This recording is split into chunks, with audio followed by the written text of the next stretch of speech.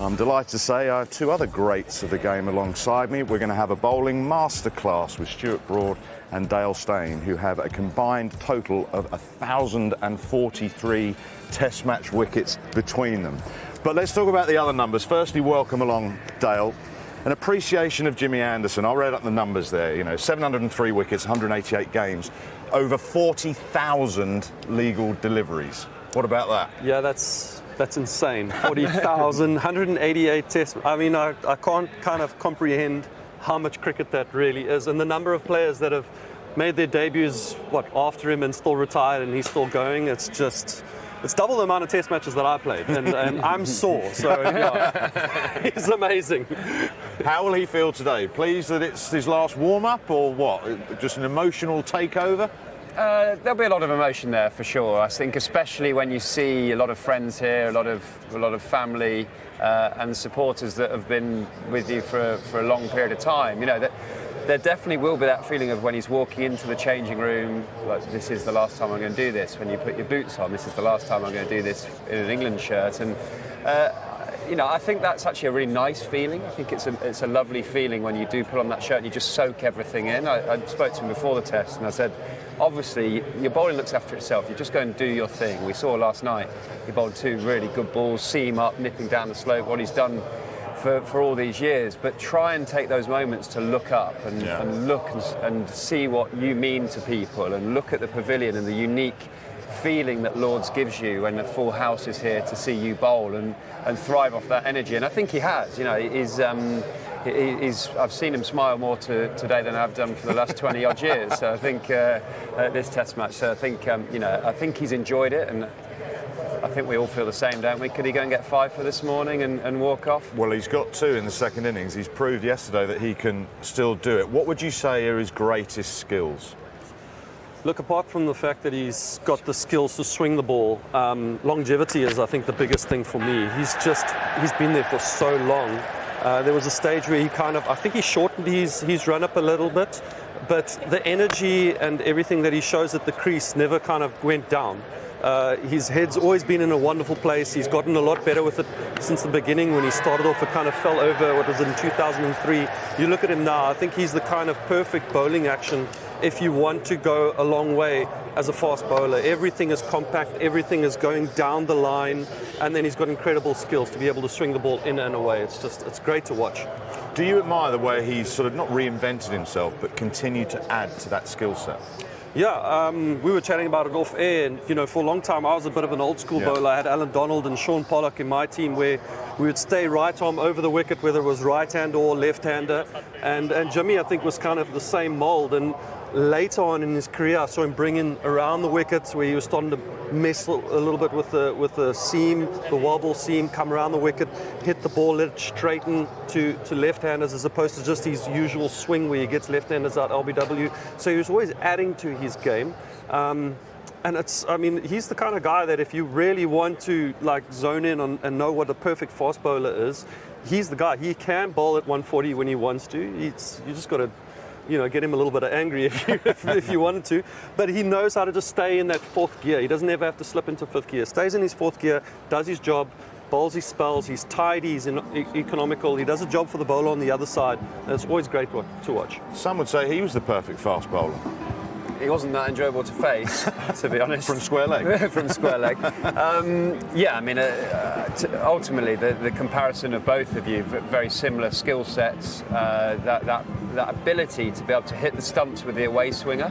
Generally, with an away swinger, you're looking for the outside edge and you get that fine nick, but both you and Jimmy, over many years, would bowl the away swinger and hit the top of off, which is quite a rare skill to do. I only felt like I could hit the stumps with one that nips back or an in-swinger. And just the way that you can find length on any particular pitch to be able to bring the stumps into play is quite a unique skill. Some people just will put a cone down at practice and try and hit that cone, but it varies every single day on what pitch you're bowling at to try and locate the top of off. And I would say Dale and Jimmy are the best that I've seen at locating that length to bring the batter forward, but you can't get driven down the ground. How pleased are you with those stats? Yeah. Come on, you don't have to be modest. No, honestly, I mean, everyone says it, you only wish to play for your country. I managed to play a whole bunch of games. I got a ton of wickets. And I still feel good, considering the fact that Jimmy's playing and I'm out here bowling in the nets, I would have loved to have gone on to play 100 tests. I think it's a nice, accolade to have. But I'm happy with that. That's wonderful. I got to play all around the world against some of the best players. I've got great mates that I've made. I think that's the biggest thing, when you're playing as a youngster, you want to play with friends, you want to meet these guys. And if you can have some good numbers and play a lot of games, that's the added bonus at the end of the day. But I mean, I've met some amazing people. I've played at some of the best venues in the world. I really can't complain.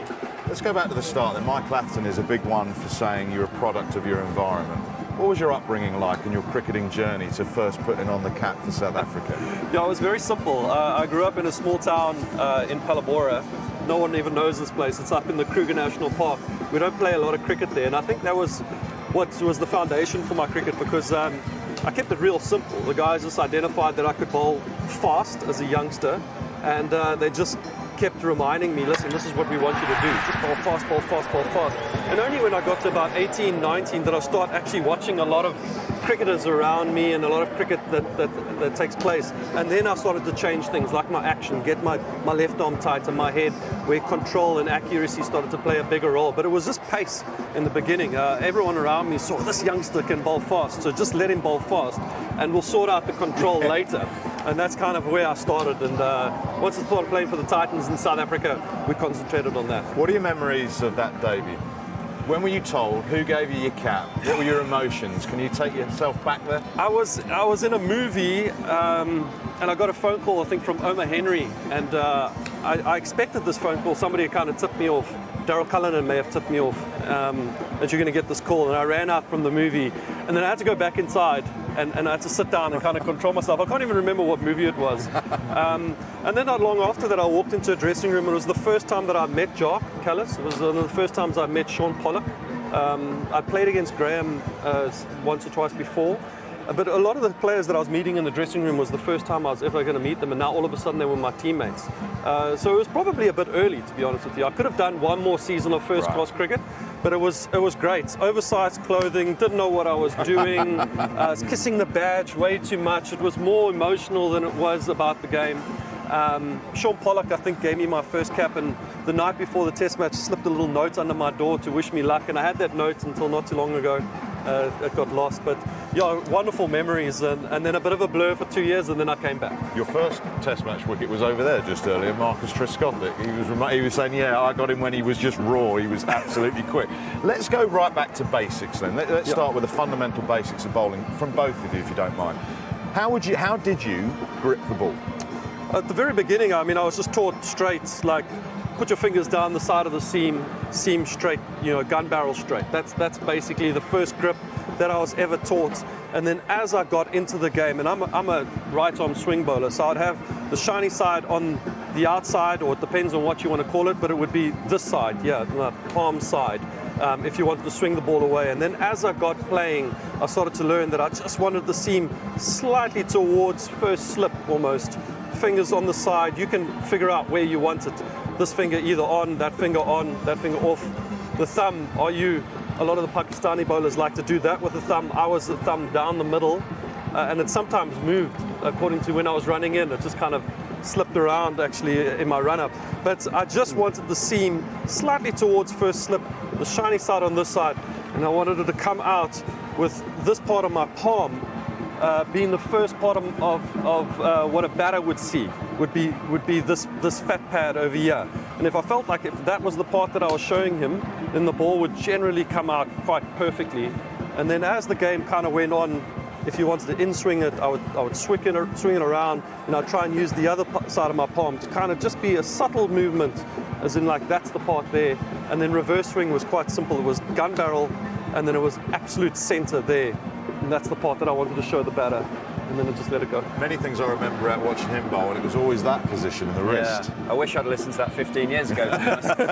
But this is what I love about fast bowling, is that I did it completely differently. I was a completely different style of bowler. Couldn't naturally get the ball to to swing away, I class myself more as a wobble seam bowler, particularly the sort of last 10 years of my career. And Dale's saying he would sort of angle his seam towards first slip. For me to start first over at Lord's against the right-hander, I would angle mine just towards leg slip. And then I would hold the away swing at grit, because I wasn't looking to try and swing my first 12 balls. I wanted that seam just wobbling slightly, so that I could try and expose any sort of movement in the pitch, because I didn't quite back my ability to get the away swinger spot on with the line, and I didn't want to give width or over pitch in my first 12 balls. So I wanted to try and extract seam movement and make sure I hit the perfect area that I was aiming for. So I would just angle it slightly towards leg slip instead of first slip, but still have that seam, my finger position right behind the seam to rip down the back of the ball. But I wasn't necessarily thinking about, you were saying about your fat pad going towards the batter and the target. I was very much trying to release it was all about fingertips for me. I found that if I gripped the ball too tight, or my fingertips came right over the top of the ball, I'd hold on for too long and lose a bit of control and maybe get a bit of tension in the forearm. So I would almost run in pretending my fingertips were in the middle of my fingers here, so that when I did that, my forearm relaxed, my shoulder relaxed, and then eventually the ball would then release off the fingertips, but I didn't want tension in my fingertips. I needed that to be as sort of relaxed and calm as possible, and that just enabled me to release the ball how I wanted without feeling tense at all. But if I give you that brand new Dukes, what was the problem that you found with that? So again, a product of your environment. I grew up with the kookaburra, and our surfaces in South Africa are quite rough. So you wanted to keep the ball seam up, and you wanted to land the ball on the seam. You almost wanted to land it on this part. You don't want to miss the seam like that. Whereas I didn't realize that with the Duke, and I always struggled with this because of the lacquer. My fingers would actually just slip down the side of it, and for a long time I was like fighting myself, going, no, you'll get it right. But you had to actually change to the ball, and it was only until a couple of seasons ago when I played at Hampshire with Kyle Abbott where I really started to almost go like what Brody was saying, kind of cross seam, and then still do my fat pad, this pad over here, getting it out. So the ball wouldn't swing as much, but it would hit the seam, and then it would happen a lot later.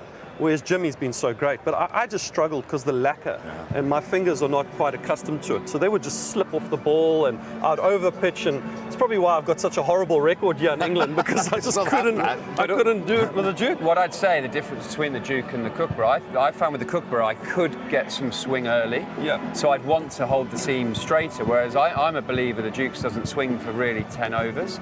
So if you're trying to swing that Duke in the first 10 overs of a test match, you arrive here day one, bit cloudy, everyone's expecting it to move around, and you're trying to swing it, you over pitch and it doesn't particularly move. Yep. But then after 10 overs, when that lacquer comes off, when it is less slippy, that's when you get the movement. I actually saw that day one here, didn't we? We were a bit critical of England being a bit shorter, but it wasn't swinging. Okay, where were you running in from? Both of you come with me. The importance of the run-up, what are you trying to get from it? Can you remember how long you had? Did you mark it out, walk it out, tape it out? I struggled with my run-up a little bit. Initially, I had a lot of no balls. My first test match, I think we bowled a world record amount of no balls. And then after that test match, I went back and I just did it old school. I took off from the crease over there. I ran this way. I jumped a couple times. I had a friend of mine stand here, and I said, give me an idea of where I'm landing. And it was like, on average, it was one particular area. Some were here, some were there. And I just said, okay, cool, this is my mark. And we measured it out, and it was 19.1 meters. 19.1. Oh, why not 19? I don't know, but 19.1 meters. And that was it. That was my run-up for the rest of my career. And I would turn, I would slow walk into it, and then I'd always hit it with my left foot. Eventually I got to a point where a lot of guys use paint, and they'd do big marks. I just made a little circle, a white little dot. And my thing was that I'd hit the dot with my left foot, I'd walk into it, and as I hit it, then I'd take off. And Richard Pybus probably gave me some of the best advice. He was like, no car ever takes off in fifth gear. So you start in first gear and you work your way through. And depending on your body, sometimes you can get fifth gear on the first ball of the morning of a test match.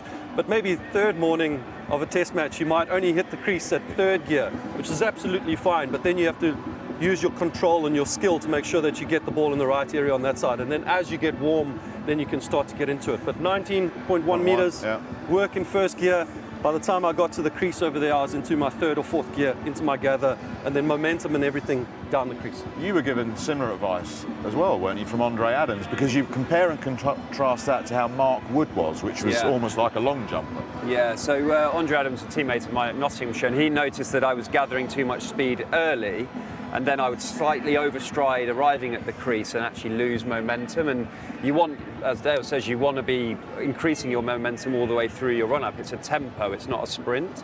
So he suggested that actually before I got to my mark, I just walked a couple of steps. So it's, you're starting very much in first gear, but you're starting with a walk that keeps your stride pattern small.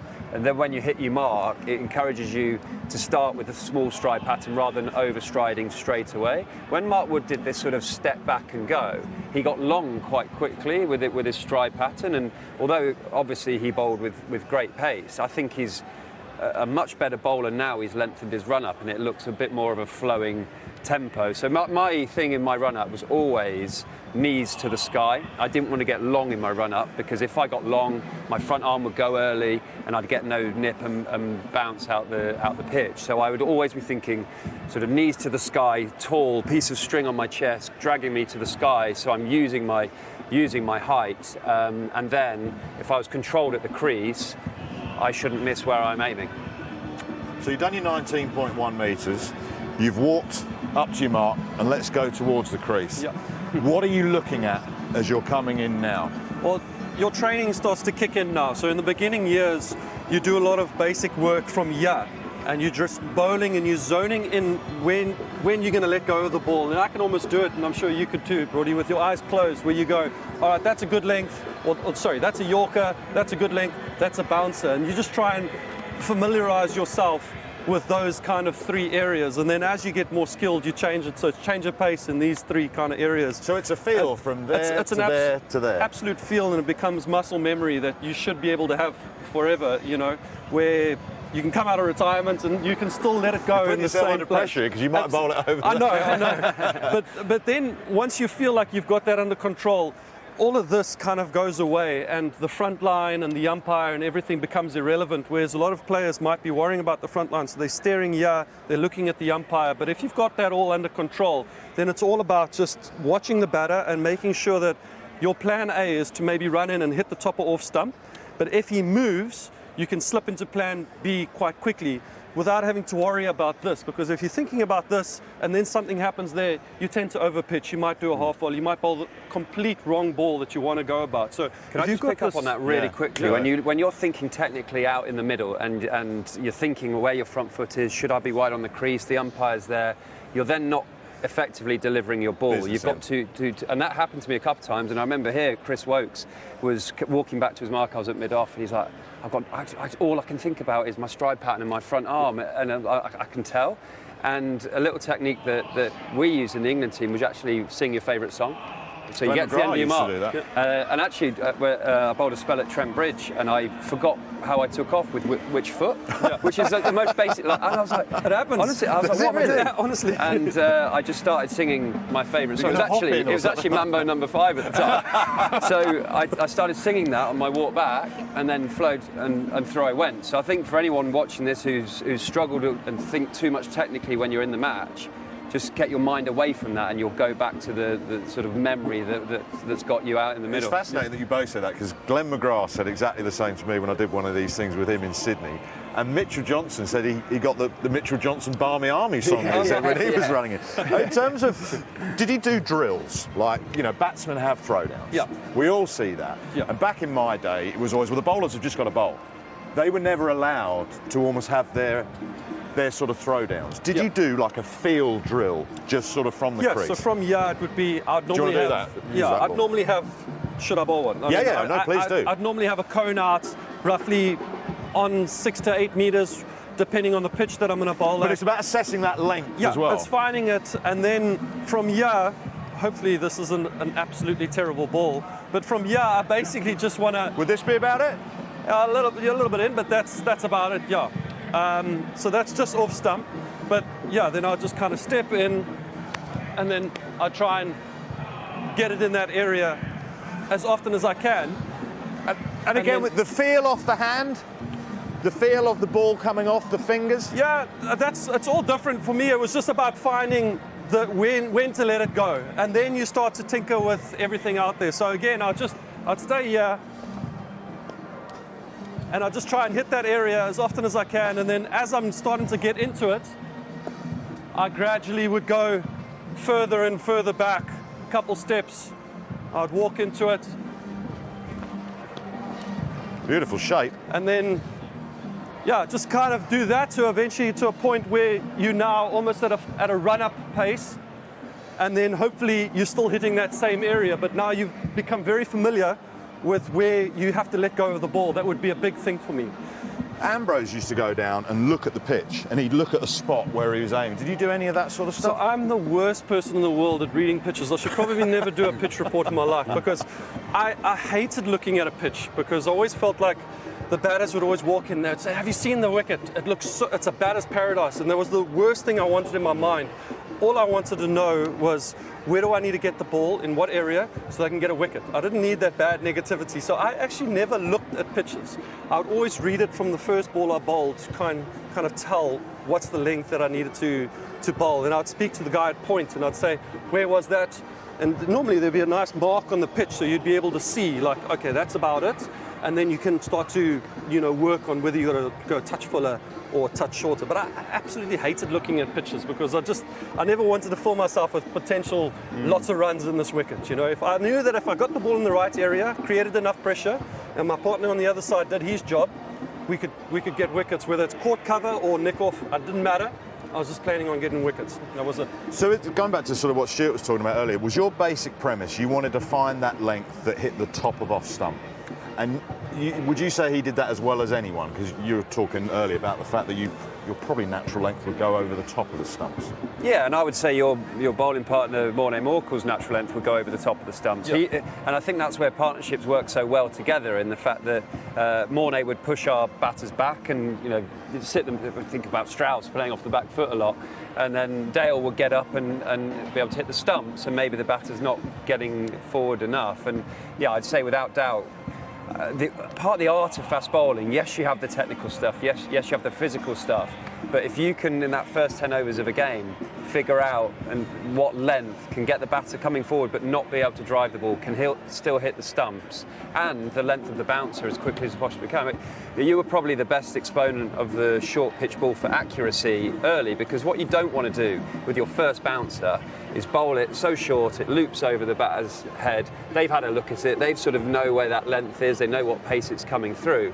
If your first bouncer to the batter is absolutely spot on, tight, like in at the shoulder, it's such a big wicket-taking ball, isn't it? So to have that ability to find the exact length for each delivery is pretty crucial, actually, as the art of fast bowling. But from going short, sorry, did you want to add to that? No, I think bowling is all, as you start to learn these skills, it becomes almost like a poker game, and like, what are your tricks that you're going to do? And like Bordy says, I like the 2 bouncer tricks. So I'd go first bouncer, slightly normal pace, and then my second bouncer would often come either the very next ball or 2 balls later, but be a quicker bouncer. Cross the seam, so if it hits anything, it would kind of just take off and skid a little bit quicker.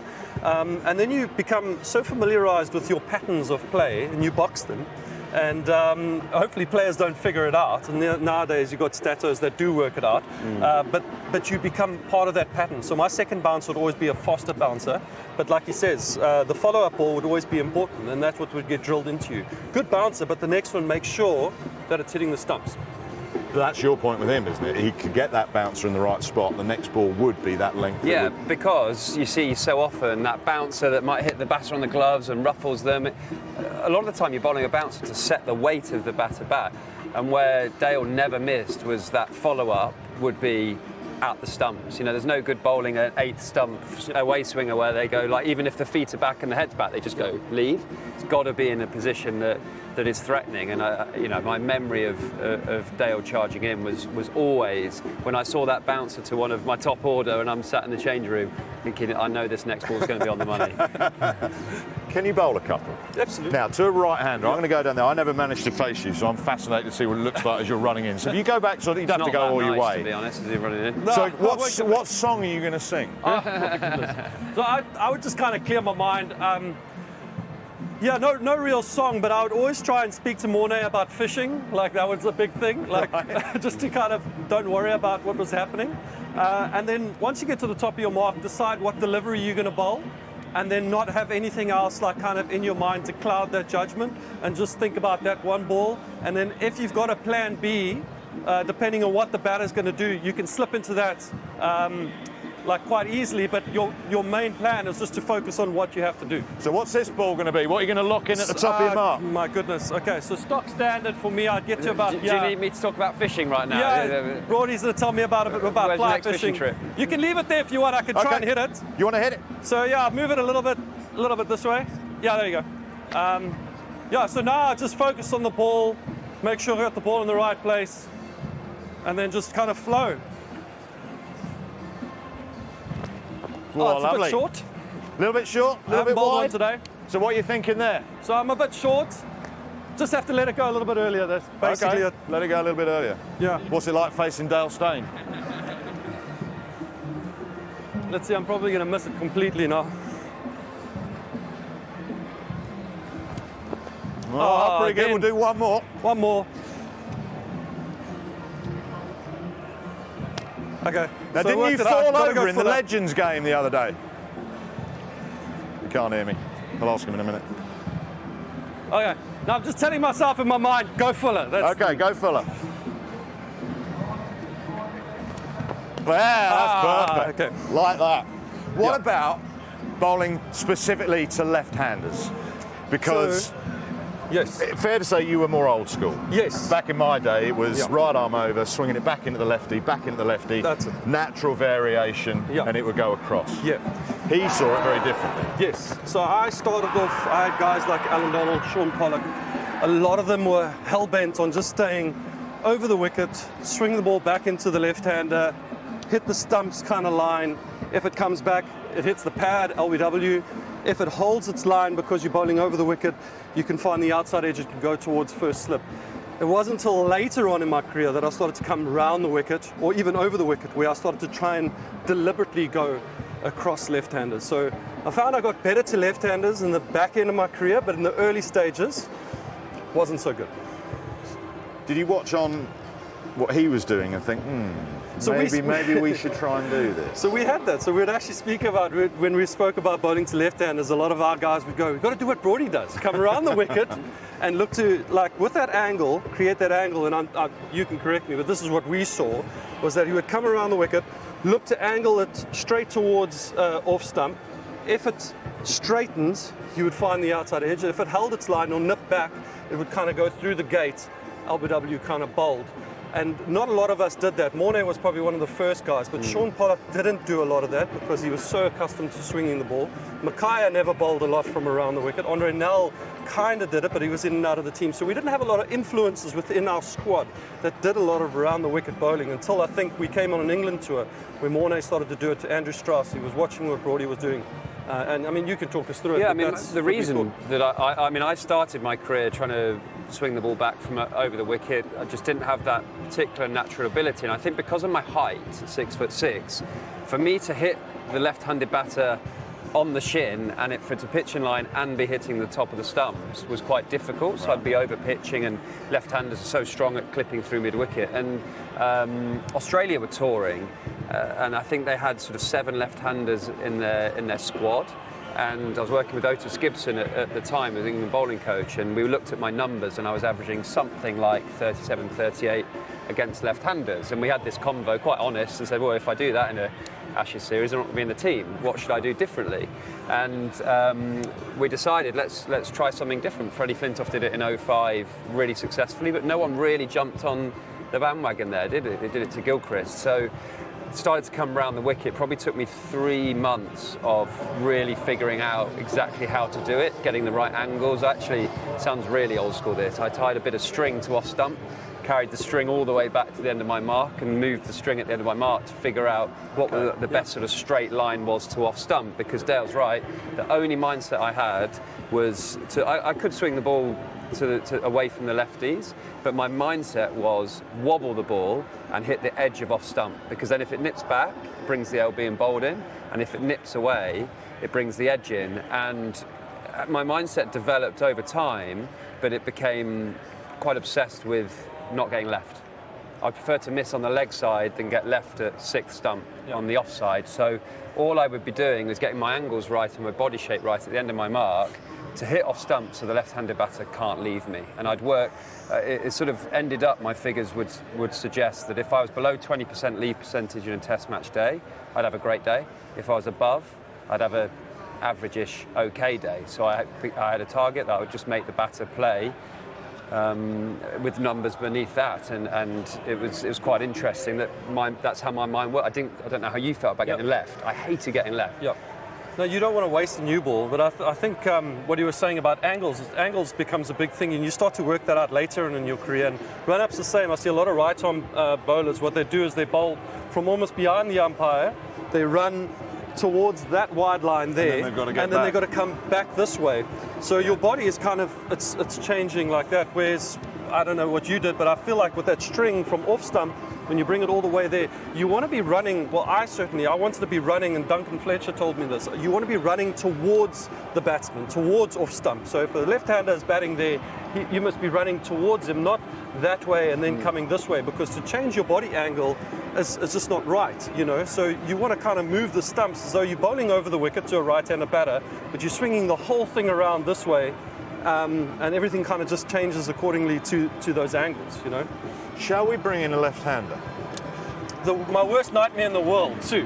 What's your worst nightmare in the world? Well, this bloke? This bloke. Because this bloke... The greats just keep on coming. I had him drop the point for about 6, you remember? Yeah. Then the very next ball, I bowled him off a no ball.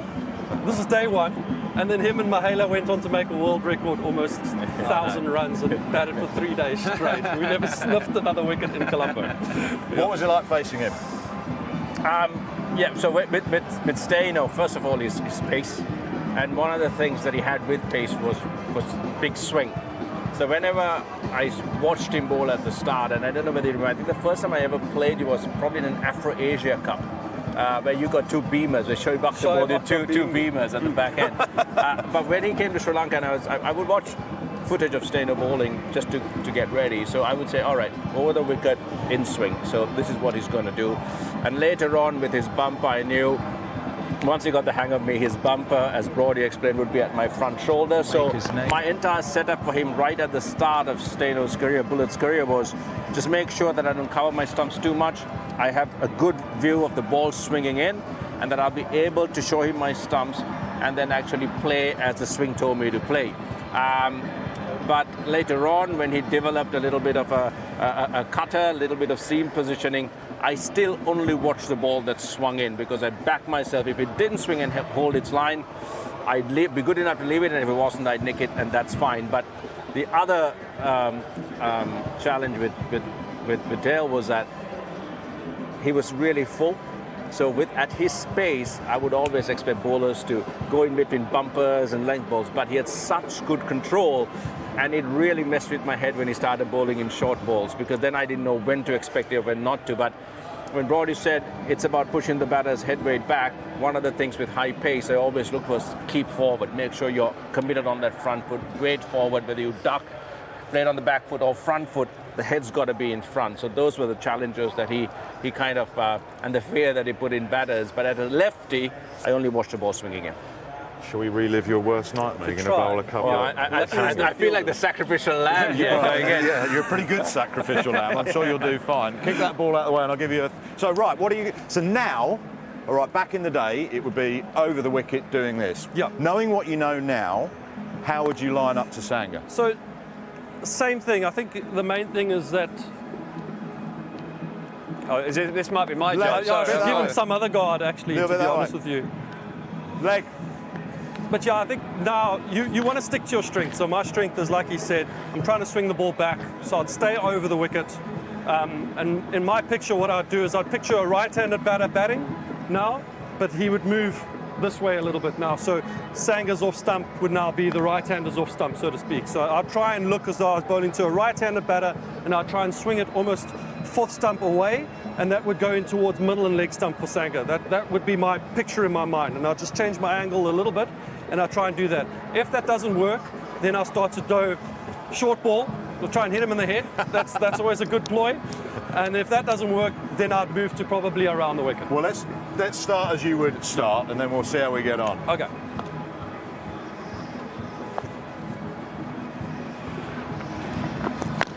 Ooh, get a short leg in. That missed the thigh pad, Sanga. So it's always all about assessing conditions and pitches. I know you're not running in like you used to, but a nice little bit of swing there for Just you. a So little what bit are you thinking now? So now, same thing. I've seen it swinging a little bit. Okay, cool. So I've seen basically there's a bit of shape. It's probably a bit short and a bit too straight. Again, I'm just going to try and adjust those lines to just try and find the length in the line, which is going to be challenging middle and off side, basically.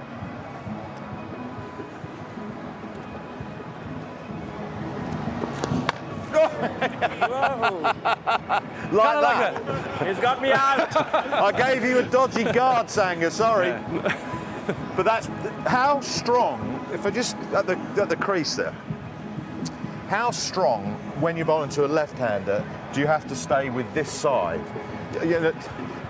Untrained mind. Yeah. Right-hander like that. Yeah. Do you have to go a little bit more around or like stay I say, stronger? I'm trying to just change my visual. So I'm trying to take him completely out of the picture, and I'm trying to imagine that a right-handed batter would be batting, and I'm not trying to change anything. I'm trying to keep my action as similar as possible, so that because my action to a right-handed batter is so grooved that I don't want to change that. So I don't, just because there's a left-handed batter. So I kind of just want to change the angle a little bit. Imagine that there's a right-handed batter there. Stay the same thing. Everything stays exactly the same, and then just try and swing it exactly like that one. He's probably left that one on purpose, but do exactly that without changing much. Remember when you talked about your little change of angle, you mentioned it at the back of your mark. So you make the change back there. You don't want to be arriving at the crease, having done exactly the same thing you would to a right-hander, and then try and change something at delivery, whether it's your shoulder or just do it with your wrist. You actually, your little adjustments come at the back of your mark, because then you just, even if it's half a foot or whatever, adjustment back there, and then everything's the same at the crease.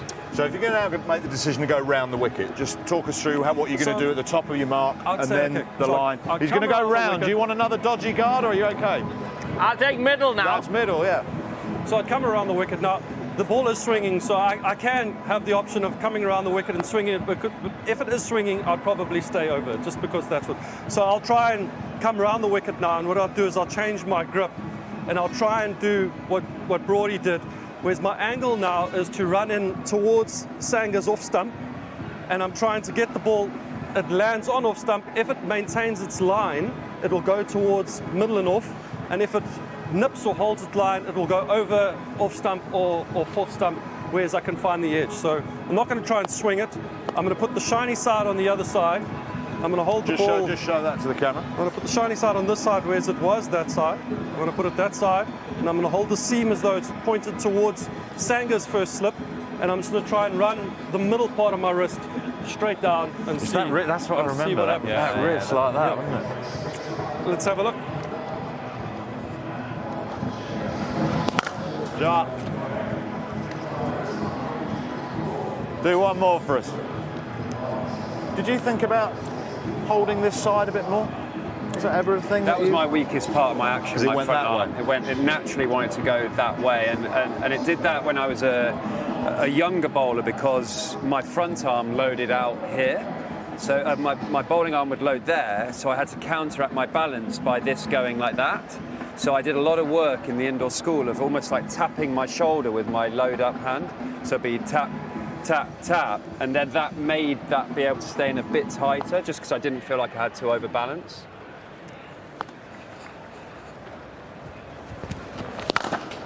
Bit over pitchy. You should have stayed over the wicket. I stuffed you, haven't I? Come back over the wicket. You did lots of little drills, though, didn't you? Throughout your career. Yeah, I actually, similar to Dale, how he would start at slow pace, I did quite a lot of walkthroughs, and I got that idea from. Sure. Go back over the wicket. You have more success. I'll try one more. Let's see. I've got to get it right. From rugby union kicking coaches, actually, that they would get rugby kickers kicking, walking through, so they're very aware of the technique. And I found that with my bowling action, that I would pretty much every day, certainly every day of a test match training, I'd bowl 12 balls over around the wicket into a mitt halfway down. So not get the ball all the way through to a net, but at walking pace, and I would be aware of exactly where everything was going, foot placement, front arm, and I wore a sweatband because I wanted that, the visual of the front arm. So I'd always tap my bowling hand in there, because when you're bowling at full pace, it's quite hard to know exactly where everything's going.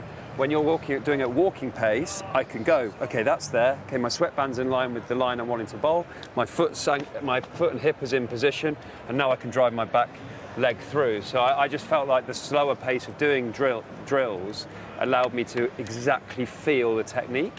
So when I was flowing at full pace, I'd sort of trained exactly the movement I wanted. Right, you're getting panned around the wicket, so why don't you come back over and just bowl one more, and then I'm going to go and ask Sangakkara. Do we want to go with the new one, or do you want Dan to throw? Well, let's see where I land on the seam over here. Can he land it on there? Because I did a Masterclass with Jimmy Anderson, right, and he bowled an outswinger, landed on that. He bowled the next ball, an in-swinger, landed on that. He then bowled a wobble ball, so this was 3 consecutive deliveries, and it landed there, and it nipped the thing.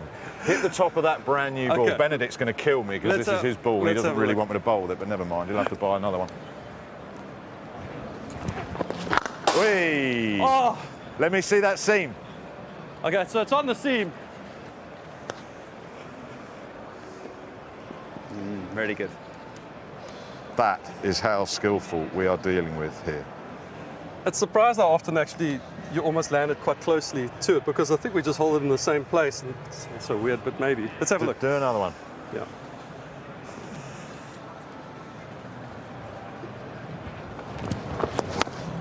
Bit leg side. Just going to quickly ask Sangakkara something. Come down with me, Dale.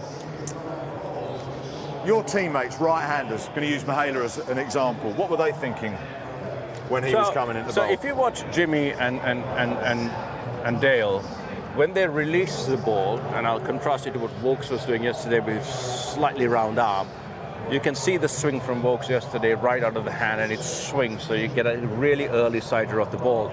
If you watch Dale, if you watch Jimmy, they almost release it as if it's away from me as a lefty. Their release angles is back almost into a right-hander or away from the lefty. So the moment you first think as a right-hander, you're going, okay, the line's coming at me, and they get me to commit. It's the same thing when I left him early on. It was the line was there, and I was like thinking, oh, will it swing enough? And I leave it, and it does, and it swings late. And that's where the real challenge is. It's got pace, it's got swing, but just that delivery angle and the accuracy of it gets you to commit early. So Mahela or any right-hander, that's where you've got to be really watchful. Don't commit early with your foot going across, because it swings late, the angle gets you to commit, and that's when you nick off, or if it doesn't swing, that's when you get out LBW. You're looking good, Nick. That's time spent in the middle for the third 11 down in the New Forest has done you well, apart from the one you left, which was my fault because I gave you a dodgy dart.